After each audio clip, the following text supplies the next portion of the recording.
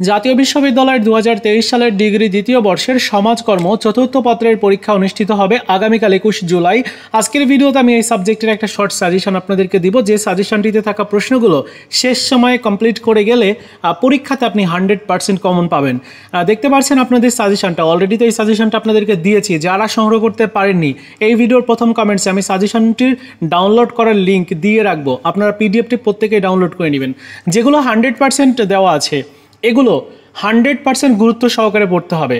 100% যেগুলোই রয়েছে সবগুলোই ম্যাক্সিমাম প্রশ্নই কিন্তু 100%। তো 100% যেগুলো এগুলো শেষ সময় খুব ভালো করে রিভিশন দিয়ে যাবেন।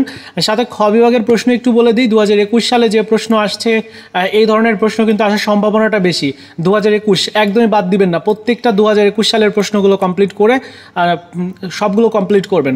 গ বিভাগের প্রশ্ন যদি দেখাই তাহলে 12টা প্রশ্ন রয়েছে, যার মধ্যে 2021 সালে যেগুলো আসছে, 2019 আসছে যেগুলো 100% দেওয়া আছে আর কি, এগুলো খুব ভালো করে আপনারা রিভিশন দিয়ে যাবেন, দেখবেন যে এখান থেকে কিন্তু কমন এসে যাবে।